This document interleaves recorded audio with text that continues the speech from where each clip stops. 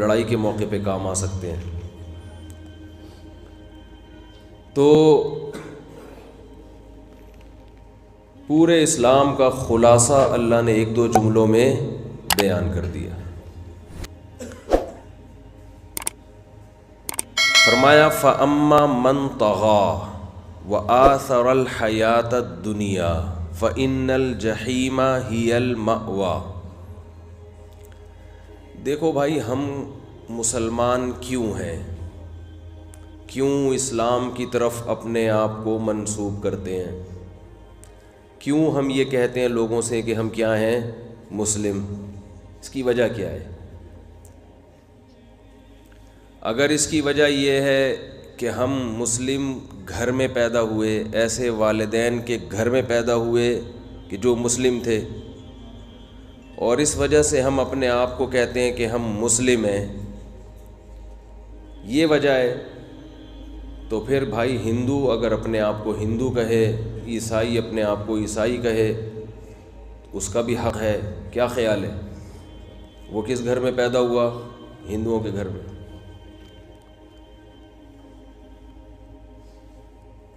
اور اگر ہم اپنے آپ کو مسلمان اس لیے کہتے ہیں کہ اسلام کے کچھ بنیادی عقیدے ہیں، آپ بھی انہی عقیدوں کو مانتے ہو، چاہے اس لیے کہ آپ کے والدین مانتے تھے یا اس لیے کہ آپ کا اپنی تحقیق ہے، تو پھر آپ نظریاتی مسلمان ہو۔ کیونکہ اسلام کہتے ہیں پہلا اس بات کو ماننا کہ اس کائنات کو کسی نے بنایا ہے، یہ کائنات خود بخود، بولو بھائی، نہیں بنی۔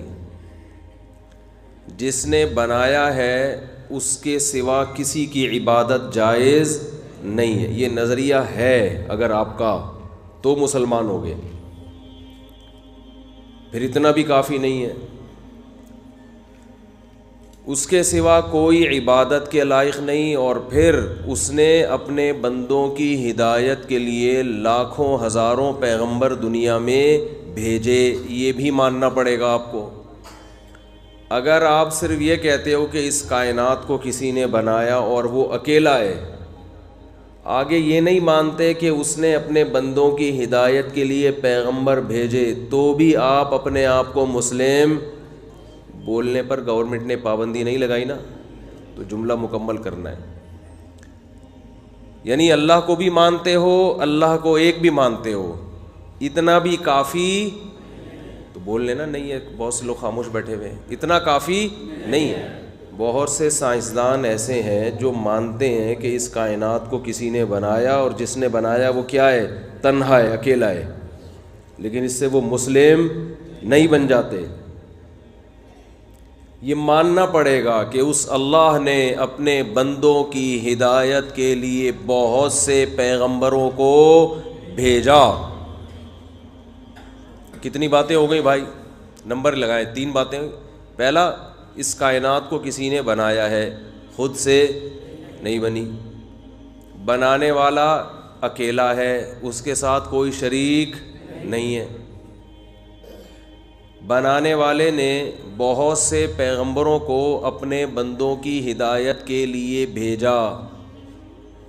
ایسا نہیں ہے کہ بنا کے اپنے بندوں کو ان کے حال پر چھوڑ دیا، ایسا نہیں ہے کہ بنا جو مرضی کرو۔ چوتھی بات، اس اللہ نے جن پیغمبروں کو بھیجا ان میں بعض پیغمبروں کو کتابیں بھی دیں، وہ کتاب اللہ کا کلام تھی، اس میں اللہ نے خود اپنے بندوں سے براہ راست بات کی ہے۔ یہ کتنے عقیدے ہو گئے؟ 4۔ اور ان کتابوں میں جو مشہور کتابیں ہیں وہ کتنی ہیں؟ 4۔ تورات حضرت، بولیں بھائی، کس پہ نازل ہوئی؟ لو بھائی، موسیٰ علیہ السلام پر قرآن میں اللہ نے ذکر کیا۔ تو ہمارا ایمان ہے کہ موسیٰ کلیم اللہ تھے، کوہ طور پر ان کو نبوت ملی، اللہ براہ راست ان سے ہم کلام ہوتا تھا، اور اللہ نے ان کو بنی اسرائیل کی طرف پیغمبر بنا کر بھیجا، اور ان کو جو کتاب دی وہ ہدایت کی کتاب تھی، اور اس کا نام کیا تھا؟ تورات۔ زبور اللہ نے کس کو عطا فرمائی؟ داؤد علیہ السلام کو، یہ بھی بنی اسرائیل کے پیغمبر۔ انجیل اللہ نے کس کو عطا فرمائی؟ حضرت عیسیٰ علیہ السلام کو، یہ بھی اللہ کے سچے پیغمبر، بغیر باپ کے پیدا کیا اللہ نے اپنی قدرت سے۔ اور چوتھی کتاب قرآن، یہ کس پر نازل ہوئی؟ محمد صلی اللہ علیہ وسلم پر۔ تو یہ کون سا عقیدہ ہو گیا؟ نمبر 4۔ کائنات خود سے نہیں بنی، اللہ نے بنایا، وہ اکیلا ہے، یہ دوسرا عقیدہ۔ تیسرا، اس نے پیغمبر بھیجے۔ چوتھا، اس نے آسمانی کتابیں بھیجیں۔ پانچواں عقیدہ، پیغمبروں کا سلسلہ محمد صلی اللہ علیہ وسلم پہ اس نے ختم کر دیا۔ آپ کے بعد کوئی نبی نہیں ہے۔ اگر کوئی کہتا آئے گا تو وہ کچھ بھی ہو سکتا ہے، مسلم نہیں ہو سکتی ہے۔ میں کیوں بتا رہا ہوں؟ آپ کہوں گے ہم کو اسلام پڑھانے آئے ہیں مفتی صاحب، یہ تو سب کو پتہ ہے۔ مسئلہ یہ ہے کہ نہیں پتہ، مسئلہ یہ ہے کہ آج مسلم کی ڈیفینیشن یہ ہے کہ شناختی کارڈ میں جس کا نام کیا لکھا ہوا ہو؟ مسلم۔ مذہب کے خانے میں کیا لکھا ہو؟ مسلم، تو اس کو لوگ سمجھتے ہیں مسلمان ہیں۔ حالانکہ ایسا نہیں ہے بھائی، کچھ بنیادی عقیدے ہوں گے تو مسلم کہلاؤ گے۔ شناختی کارڈ، اگر شناختی کارڈ میں اسلام لکھنا مسلم سے مسلم بن جاتا تو قیامت کے دن حساب و کتاب کے بجائے شناختی کارڈ دیکھے جاتے لوگوں کے۔ بہت مشکل ہے بات سمجھانا۔ قیامت کے دن فرشتوں کا کام ہو جاتا بہت آسان۔ بھائی نادرا کے وہ لے کے بیٹھے ہوتے مشین، حساب و کتاب ہو رہا ہوتا، لائن لگا، بھائی انگوٹھا لگا، بھائی انگوٹھا لگا، شناختی کارڈ سامنے آ جاتا ہے نا۔ شناختی کارڈ میں مذہب کا خانہ دیکھتے اسلام لکھا ہوا ہے، چل جا جنت میں۔ اور انگوٹھا لگا کے فرشتوں نے چیک کیا اسلام نہیں لکھا ہوا، کدھر جانا ہے؟ چل بھائی ادھر جا، تو آسان ہو جاتا نا کام۔ تو اس سے پتہ، حالانکہ ایسا قیامت میں بولو نہیں ہوگا۔ اس سے پتہ چلتا ہے کہ بھائی کچھ عقیدے ہیں، کچھ اعمال ہیں جو اختیار کرنے پڑیں گے تو آپ کیا بنو گے؟ مسلم۔ اگر وہ عقیدے نہیں ہیں تو جو مرضی کرتے رہو، دنیا آپ کو مسلم کہہ دے گی، شناختی کارڈ میں مسلم لکھا ہوگا، مگر اللہ کی نظر میں آپ مسلم نہیں بنو گے۔ یہاں تک بات سمجھ میں آ گئی ہے کہ نہیں آئی ہے؟ مجھے لگ رہا ہے کچھ لوگوں کی سمجھ میں نہیں آ رہی ہے۔ اچھا، اب دیکھو، کچھ چیزیں تو سبھی مانتے ہیں اس میں۔ اس کائنات کو کسی نے بنایا، یہ تو دنیا کی زیادہ تر آبادی مانتی ہے کہ یہ کائنات خود سے نہیں بنی، یہاں تک تقریباً سوائے چند احمقوں اور بیوقوفوں کے، باقی سب مانتے ہیں بھائی کوئی ہے۔ تبھی ہندو بھی مانتا ہے، عیسائی بھی مانتے ہیں، سکھ بھی مانتے ہیں، یہودی بھی مانتے ہیں، پارسی بھی مانتے ہیں، سب مانتے ہیں۔ مسئلہ یہاں آ کے کھڑا ہوتا ہے کہ اچھا یہ بھی سب مانتے ہیں کہ وہ ایک ہے، اس کے ساتھ کوئی شریک نہیں ہے۔ آپ عیسائیوں سے پوچھو کہ خدا کتنے ہیں، وہ کیا جواب دیں گے؟ ایک۔ ہندوؤں سے پوچھو کہ جو حقیقی بھگوان ہے اس کی تعداد کتنی ہے، وہ کیا کہیں گے؟ ایک۔ وہ کہتے ہیں سچی مچی کا بھگوان بس ایک ہی ہے۔ باقی پھر بھگوانوں کے مختلف ریٹ مارکیٹ میں، کہ جو بتوں کے بنے ہوئے بھگوان ہیں وہ پھر ہول سیل کے حساب سے مارکیٹ میں بک رہے ہیں۔ تھائی لینڈ میں گیا تھا، وہاں بھگوان کی بڑی مارکیٹ تھی، اس میں کیونکہ وہاں کے بھگوان ذرا پائیدار ہوتے ہیں، جیسے ہوتا ہے نا بھائی چیزیں مختلف جگہوں کی پائیدار ہوتی ہیں نا۔ اب گاڑی جاپان کی لوگے پائیدار ہوگی، پاکستانی گاڑی اتنی مزیدار نہیں ہوتی، تو ایسے ہی تھائی لینڈ میں بھگوان کی بہت بڑی مارکیٹ ہے، تو وہ ذرا پائیدار بھگوان ہوتے ہیں، اور 4 بھگوان پہ 1 فری بھی ملتا ہے وہاں پہ، تو اس لیے زیادہ تر امپورٹ بھگوان کہاں سے ہوتے ہیں؟ تھائی لینڈ سے بھگوان۔ میں تو گیا ہوں مارکیٹ میں، میں نے دیکھا ہے۔ تو پھر وہ جو بھگوان ہیں ان کے، وہ اس میں جو مختلف قسم کے کاموں کے لیے مختلف قسم کے بھگوان استعمال ہوتے ہیں، خیر وہ ان کا مذہب ہے، ہمیں اس سے کیا لینا دینا۔ تو یہ سب مانتے ہیں کہ حقیقی بھگوان کتنے ہیں؟ ایک۔ عیسائی بھی مانتے ہیں حقیقی خدا کتنے ہیں؟ ایک۔ ہر ایک سے وَلَئِن سَأَلْتَهُم مَّنْ خَلَقَ السَّمَاوَاتِ وَالْأَرْضَ لَيَقُولُنَّ اللَّهُ، حتیٰ کہ مکہ کے مشرکین جو 360 بتوں کو پوجتے تھے، جب ان سے پوچھا جاتا کہ اس کائنات کو کس نے بنایا، وہ کہتے تھے صرف اللہ نے۔ یہ بت اللہ اس کائنات کو بنانے میں اللہ کے ساتھ شریک نہیں تھے، ان کو پتا تھا ان کو تو ہم نے اپنے ہاتھوں سے بنایا ہے، یہ کیسے بنا سکتے ہیں؟ تو اتنی کھوپڑی ان مشرکین میں بھی تھی، تو وہ اس کو مانتے تھے کہ خدا کتنے ہیں؟ ایک۔ اب سوال یہ پیدا ہوتا ہے کہ جب وہ بھی ایک خدا کو مانتے تھے، مسلمان بھی ایک خدا کو مانتے تھے، تو پھڈا کس بات کا؟ پھر جھگڑا کس بات کا ہو گیا؟ اصل تو اسلام کی بنیادی دعوت کیا ہے؟ توحید ہے نا۔ نبی صلی اللہ علیہ وسلم نے جب دعوت دی ہے مشرکین مکہ کو، تو نماز روزے کی بات تو بہت بعد میں جا کے کی ہے نا۔ اصل جو پھڈا کھڑا ہوا تھا، جھگڑا کھڑا ہوا تھا، وہ کیا ہے؟ قولوا لا الہ الا اللہ۔ عبادت، معبود صرف کتنے ہیں؟ ایک معبود ہے، اس پر جھگڑا کھڑا ہو گیا نا۔ ابو لہب نے کہا تبا لک یا محمد صلی اللہ علیہ وسلم، اے محمد آپ کے ہاتھ معاذ اللہ ٹوٹ جائیں۔ اسی پہ قرآن کی آیت نازل ہوئی تبت یدا ابی لہب، ابو لہب کے ہاتھ ٹوٹ جائیں۔ تو سوال یہ پیدا ہوتا ہے کہ جب ابو لہب کا بھی ایک خدا تھا، اور آپ صلی اللہ علیہ وسلم نے جو پہلی دعوت دی ان کو جمع کر کے احد کے وہ جو پہاڑ ہے مکہ مکرمہ کا، صفا پہ کھڑے ہو کر، تو اس میں آپ صلی اللہ علیہ وسلم نے بھی ایک خدا کی بات کی، تو پھر جھگڑا کس بات کا ہوا؟ سوال سمجھ میں آئے گا تو جواب سمجھ میں آئے گا بھائی، اگر سوال ہی سمجھ میں نہیں آ رہا تو پھر جواب سمجھ میں نہیں آئے گا۔ تو وہ بھی کہہ رہے تھے ایک خدا ہے، آپ صلی اللہ علیہ وسلم نے بھی فرمایا کہ اللہ کے سوا کوئی معبود نہیں ہے، تو پھر جھگڑا کیا ہوگا؟ بھائی قرآن خود کہتے ہیں ان سے پوچھو کہ خدا کتنے ہیں، کائنات کو بنانے والے کتنے ہیں، تو یہ بھی کہتے تھے ایک، اور آپ نے بھی کیا فرمایا؟ ایک۔ تو پھر جھگڑا کس بات کا ہے بھائی؟ دو آدمی لڑ رہے ہوں ہوٹل پہ جا کے نا، سفر میں تھے، کھانا کیا کھانا ہے انہوں نے، ایک کہہ رہے بریانی کھانی ہے، آج ہوٹل میں ہم کیا کھائیں گے؟ بریانی کا آرڈر کرو۔ دوسرا کہہ رہے نہیں بریانی کھانی ہے، ایک کہہ رہے نہیں تیری بات نہیں چلے گی، کیا کھانا ہے؟ بریانی کھانی ہے۔ دوسرا کہتا ہے نہیں میں تیری نہیں مانوں گا، بلکہ آرڈر پہ کھانے پہ کیا منگوانا ہے؟ بریانی۔ تو تیسرا جا کے بولے گا بھائی جب تم دونوں کا ہی موڈ بریانی کا ہے تو پھڈا کس بات کا ہے؟ اب وہ کہنے لگے اصل میں اس کا مسئلہ یہ ہے کہ یہ بریانی منگوا رہا ہے، تمہارا کیا مسئلہ ہے؟ میرا مسئلہ یہ کہ میں بریانی منگوا رہا ہوں۔ تو یہ پاگل ہو جائے گا کہ نہیں ہو جائے گا تیسرا آدمی جو آیا ہے بھائی؟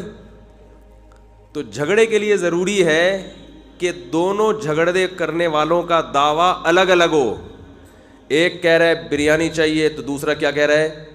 نہاری چاہیے۔ بریانی نہاری یہاں پنجاب میں نہیں چلتی ہے، نہیں یہاں بریانی نہاری کا لوگوں کو پتہ نہیں ہے۔ جس کو آپ بریانی کہتے ہو وہ اللہ کی قسم بریانی نہیں ہے، ہم کراچی والوں سے پوچھ لو، آپ اس کو بریانی مت کہو، یہ بریانی کے ساتھ توہین ہے۔ کئی دفعہ پنجاب میں ایسا ہوا ہے مفتی صاحب آج آپ کو کراچی والی بریانی کھلاتے ہیں، جب ہم نے کھائی ہم نے کہا یار اللہ کا واسطہ بریانی کی جو ڈکشنری میں تعریف لکھی ہوئی ہے اس کو چینج بولو بھائی بس جو چلتی ہے پھر اس کو وہ والا نام دو جو چلتی ہے، اس کو بریانی مت کہو۔ دیکھو ہم کراچی کے ہیں، بریانی کے نام پہ مذاق برداشت نہیں کرتے، صحیح ہے نا؟ بریانی اور نہاری کے نام پہ ہمیں مذاق برداشت نہیں ہے۔ خیر یہ مذاق کی بات ہے، اس کو سیریس نہ لیں۔ تو یہ تو میں درمیان میں تھوڑا سا آپ کو فریش رکھنے کے لیے نا، تاکہ جو بات دماغ میں اتارنا چاہ رہا ہوں وہ اتر جائے۔ تو اب خوب سمجھو کہ نبی صلی اللہ علیہ وسلم نے مشرکین مکہ سے کہا لا الہ الا اللہ، اللہ کے سوا کوئی معبود نہیں ہے۔ وہ مانتے تھے کہ ایک اللہ ہے، اللہ کے لفظ سے بھی واقف، اللہ کی ذات سے بھی واقف، اللہ کی صفات سے بھی واقف۔ وہ مانتے تھے اس کائنات کو بنانے والا ایک ہے، لیکن معبود ایک ہے یہ نہیں مانتے تھے۔ وہ معبود میں اور گاڈ میں فرق ہے۔ گاڈ سب کے نزدیک ایک ہے، معبود سب کے نزدیک ایک نہیں ہے۔ کیوں؟ معبود کی ڈیفینیشن کیا ہے اس کو خوب اچھی طرح سمجھیں۔ معبود کہتے ہیں جس کی عبادت کی جائے، جس کی عبادت. مشرکین یہ کہتے تھے اور آج بھی کہتے ہیں کہ عبادت اللہ کے علاوہ بھی کسی کی ہو سکتی ہے، اگرچہ اس کائنات کا بنانے والا ایک اللہ ہے، ایک گاڈ ہے. ہندو کہتے ہیں نا بھگوان صرف ایک ہے، لیکن عبادت ان پتھروں کے بنے ہوئے بتوں کی بھی کرتے ہیں وہ. تو اللہ نے بتایا کہ عبادت کے لائق صرف اور صرف ایک ہی ذات ہے، اس کے علاوہ کسی کی عبادت کرنے کی تمہیں اجازت نہیں ہے. تو ہزاروں دفعہ ایک خدا کہتے رہو، یہ توحید اللہ کی نظر میں قبول نہیں ہے. میں سمجھا پا رہا ہوں اپنی بات؟ اب مسئلہ آ جائے گا کہ جیسے مشرکین اپنے آپ کو توحید پرست کہتے ہیں، عیسائی اپنے آپ کو کیا کہتے ہیں؟ ہم توحید پرست ہیں. عیسائی اپنے آپ کو مشرک نہیں کہتے، وہ کہتے ہیں تورات میں انجیل میں توحید کا حکم ہے، تو ہم بھی کیا ہیں؟ توحید پرست. ان سے کہو بھائی عیسیٰ علیہ السلام کی عبادت کیوں کرتے ہو؟ کہہ رہے ہم کب کرتے ہیں عبادت، ہم تو ایک خدا کو مانتے ہیں جو آسمانوں پر ہے، عرش پر ہے، بس اس کو مانتے ہیں، اس کے علاوہ ہم کسی کو خدا نہیں مانتے. او بھائی تو پھر حضرت عیسیٰ کو کیوں دعاؤں میں پکارتے ہو؟ کہ ہم تو دعا کر رہے ہیں، کوئی عبادت تھوڑی کر رہے ہیں. ہم کیا کر رہے ہیں؟ یہ بالکل ایسا ہی ہے جیسے آپ نے بریانی کا نام پلاؤ وہ بریانی کہہ کے کھانا شروع کر دیا ہے بھائی. شریعت نام کو نہیں دیکھتی، شریعت کیا دیکھتی ہے؟ حقیقت کو، حقیقت میں ہو کیا رہا ہے. آج کے مشرک نے بھی یہی کام کیا ہے، عبادت کی ڈیفینیشن کو چینج کر دیا، اور جو کام اللہ کا خاصہ تھا وہ پیغمبروں کو دے دیا. جب ان سے کہا جاتا ہے تو یہ تو صرف اللہ کے لیے ہے، کہتے ہیں ہم اللہ کے علاوہ کی عبادت نہیں کر رہے، ہم تو مدد مانگ رہے ہیں غیر اللہ سے. تو غیر اللہ سے مدد مانگنا کہاں سے شرک ہو گیا؟ سمجھ میں آ رہی ہے بات کہ نہیں آ رہی ہے؟ یہ ایسا ہی ہے جیسے ڈاکٹر صاحب نے آپ کو ٹھنڈا پانی پینے سے منع کیا، اب آپ یخ ٹھنڈا برف ڈال کے پانی پی رہے ہو. ڈاکٹر کہہ رہے میں نے تجھے منع کیا تھا ٹھنڈا پانی نہیں پینا، آپ نے کہا یہ ٹھنڈا تھوڑی ہے، یہ تو گرم ہے. ڈاکٹر کہے گا بھائی گرم کہاں سے ہو گیا، یہ اس میں تو برف پڑا ہوا ہے. تو آپ نے کہا جس پانی میں برف ہوتا ہے اس کا ٹیمپریچر 0 کے قریب ہوتا ہے، اسی کو گرم پانی کہتے ہیں اردو میں. ڈاکٹر کہے گا بھائی تم نے ٹھنڈے اور گرم کی ڈیفینیشن کو کیا کر دیا؟ چینج کر دیا. تم جو پانی چولہے پہ ابل رہا ہو اس کو اپنی زبان میں ٹھنڈا کہتے ہو، اور جو پانی جس کا ٹیمپریچر کم ہو اس کو اپنی زبان میں کیا کہتے ہو؟ گرم. تو تم نے لغت کو چینج کر دیا، اس سے حقیقت میں جو ٹھنڈا ہے وہ گرم نہیں بنے گا، اور جو گرم ہے وہ ٹھنڈا نہیں بنے گا، اور جو ٹھنڈے کے نقصانات ہیں وہ حاصل ہوں گے چاہے اس پہ گرم کا لیبل لگا کے پیو. اب ٹھنڈا یخ پانی، اس پہ آپ نے بوتل پہ لکھ دیا گرم پانی اور آپ پی رہے ہو، تو نزلے میں کیا فائدہ ہوگا اس سے؟ ہے بھائی. تو بالکل یہی حال مشرک نے کیا. اس نے کیا کہا؟ اس نے کہا کہ ہم صرف اللہ کی عبادت کرتے ہیں، ہم کلمہ پڑھتے ہیں لا الہ الا اللہ، عبادت کے لائق صرف اور صرف اللہ کی ذات ہے. اب اس سے کہو بھائی پھر اللہ کو پکارو، تو پھر یا رسول اللہ مدد، یا علی مدد، یا حسین مدد، یا غوث آدم مدد، اور پھر قبروں پہ جا کے پیروں سے مدد. یہ کیا ہو رہا ہے؟ اس نے کہا یہ کوئی عبادت تھوڑی ہو رہی ہے. نماز تو ہم صرف اللہ کے سامنے پڑھتے ہیں، ہم تو ان کو پکار رہے ہیں اپنی مشکلات میں. تو مشکل میں کسی کو پکارنا یہ کوئی عبادت تھوڑی ہے. پھر وہ کہتے ہیں دیکھو اگر یہ عبادت ہے تو آپ ہیلپ لائن فون کیوں کرتے ہو؟ پھر جب آپ کو کوئی مشکل آتی ہے تو پولیس کو پکارتے ہو نا. یہ ایکو تو بند کر دو میرے بھائی. تو جب آپ کو کوئی مشکل پیش آتی ہے تو پولیس کو مدد کے لیے اس کا نام ہی ہیلپ لائن، وہ لائن جس سے آپ کو مدد ملے گی. وہ الگ بات ہے نہ ملے وہ پھر پولیس والوں کا مسئلہ ہے، لیکن وہ لائن جس سے مدد ملنی چاہیے. تو کہتے ہیں جب پولیس والوں کو مدد کے لیے پکارا جا سکتا ہے تو اللہ کے نبی کو یا بزرگوں کو، غوث اعظم کو مدد کے لیے کیوں نہیں پکارا جا سکتا؟ فرق کیا ہے اس میں؟ میں سمجھا پا رہا ہوں اپنی بات؟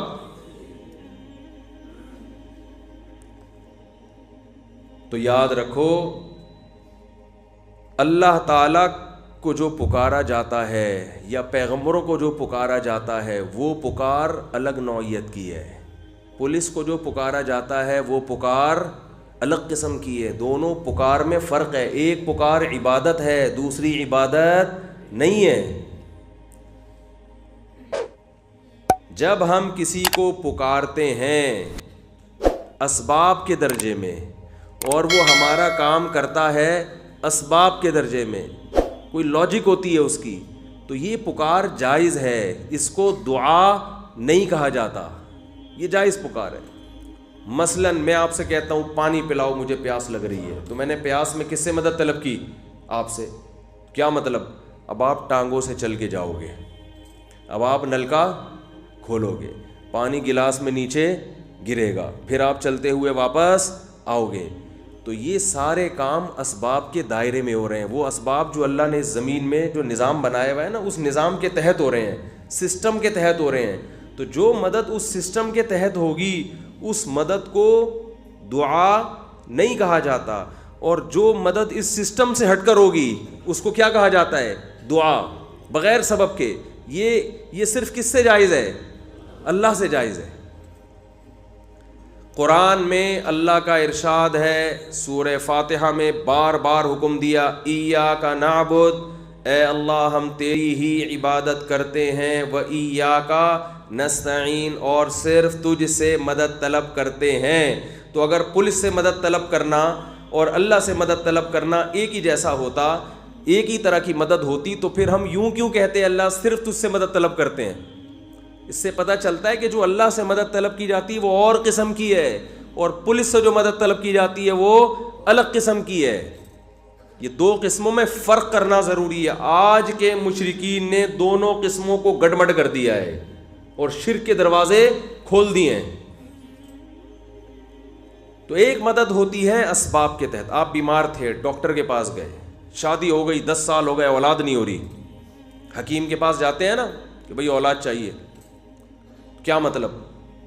اسباب کے تحت وہ کوئی طاقت کی دوا دے گا جس سے اولاد کے جرثومے بڑھ جائیں گے, عورت میں بانجھ پن ہے اس کا علاج کرے گا. یہ چیزیں جو اللہ نے دنیا میں اسباب پیدا کیے ان کے تحت ہیں کہ نہیں ہیں؟ یہی وجہ ہے کہ اسباب سے ہٹ کے وہ آپ کی مدد نہیں کرے گا. مثال کے طور پر آپ 90 سال کے ہو گئے اور آپ کی بیگم کی عمر 99 سال, بلکہ آپ کو 99 کر لیتا ہوں, بیگم کو 90 پہ لے آتا ہوں, پھر مثال صحیح بنے گی نا. آپ ہو گئے 99 کے اور بیگم ہو گئی 90 سال کی, اولاد نہیں ہو رہی. اب آپ حکیم کے پاس جاؤ, بھائی اولاد نہیں ہو رہی, کوئی دوا مل جائے گی؟ حکیم کہے گا میں خدا, بولو نہیں, بڑھاپے میں کوئی دوا کام نہیں آتی. ڈاکٹر کے پاس گئے, ڈاکٹر صاحب میری عمر 99 سال ہے اور بیگم صاحبہ کی عمر 90 سال ہے, بانجھ ہے, وہ ویسے بھی بانجھ ہے اور اب بوڑھی بھی ہو, اتنی عمر میں تو بانجھ نہیں بھی ہو تو بھی نہیں ہوتی اولاد. تو ڈاکٹر صاحب کوئی ایسی کوئی دوا کھلا دیں کہ ہمارے ہاں کیا ہو جائے, اولاد ہو جائے. ڈاکٹر کیا کہے گا؟ بھائی میں بھگوان, بولو نا, نہیں ہوں, میں خدا نہیں ہوں, میں کوئی اللہ تھوڑی ہوں. بھائی یہ پاسبل ہی نہیں ہے, ممکن ہی نہیں ہے. جو دنیا میں اللہ نے اسباب پیدا کیے ان کے تحت بڑھاپے میں اولاد ممکن نہیں ہے. لیکن حضرت زکریا علیہ الصلاۃ والسلام اللہ کی چوکھٹ کو کھٹکھٹایا اور کیا فرمایا؟ واشتعل الرأس شیبا, اے اللہ انی وہن العظم منی, اے اللہ میری ہڈیاں کمزور ہو چکی ہیں. واشتعل الرأس شیبا, سر کے بال سفیدی میں ایسے بھڑک رہے ہیں جیسے آگ بھڑکتی ہے. ایک تو بال سفید ہوتے ہیں نا تھوڑے ملے جلے, ایک ہوتا ہے بالکل جب ایسے سفید ہوتے ہیں کہ آنکھیں ٹکانا مشکل ہو جاتا ہے ان کے اوپر. یہ مکمل بڑھاپا جب آتا ہے. واشتعل الرأس شیبا, بڑھاپے میں سر کے بال بالکل سفید. وامرأتی عاقر, اور میری بیوی بانجھ بھی ہے, بڈھی بھی ہے. ولم اکن بدعائک ربی شقیا, اے اللہ لیکن تیری رحمت سے نا امید نہیں ہوں. اب اس موقع پر حضرت زکریا علیہ السلام جو مدد طلب کر رہے ہیں, یہ والی مدد طلب کرنا یہ دعا کہلاتا ہے, کیونکہ یہ اسباب کے تحت نہیں آتی. ایسے موقع پہ اگر کوئی کسی حکیم سے جا کے کہے گا کہ مجھے اولاد دے دو, تو پہلے اس سے مطلب پوچھا جائے گا, کیا مطلب, کوئی دوا مانگ رہے؟ کہہ رہے ہیں نہیں, دوا کے ذریعے تو ممکن نہیں ہے. اس حکیم کو کچھ ایسی طاقتیں ملی ہوئی ہیں کہ بس یہ یوں کرے گا اولاد ہو جائے گی. اس کا مطلب یہ اس حکیم کو خدا کا شریک سمجھتا ہے, یہ اس سے دعا مانگ کر اس کی عبادت کر رہا ہے. بہت مشکل ہے بات سمجھانا بھائی, بہت مشکل. دیکھو عبادت کسے کہتے ہیں؟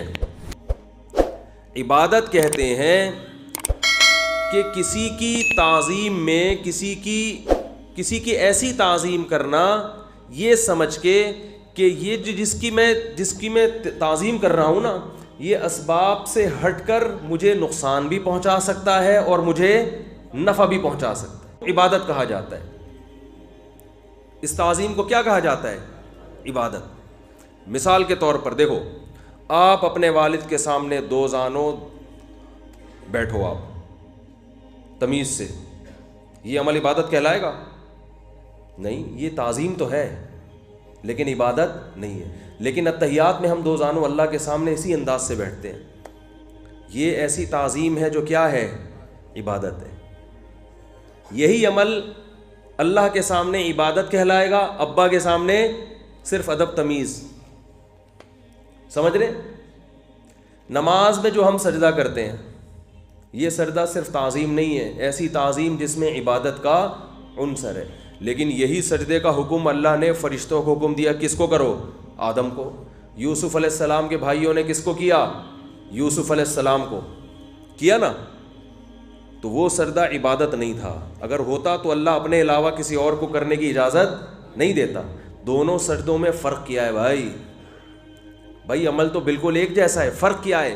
اصل میں جب ہم اللہ کے سامنے سر جھکاتے ہیں تو یہ سوچ کے جھکاتے ہیں کہ ہم اس کی تعظیم کر رہے ہیں جو ہمیں فائدہ اور نقصان پہنچانے میں کسی سبب کا محتاج نہیں ہے. جب فرشتوں نے آدم کو سجدہ کیا تو ان کے ذہن میں یہ تصور نہیں تھا, یہ محض ایک رسپیکٹ تھی, عزت تھی جو کسی کو دی جاتی ہے.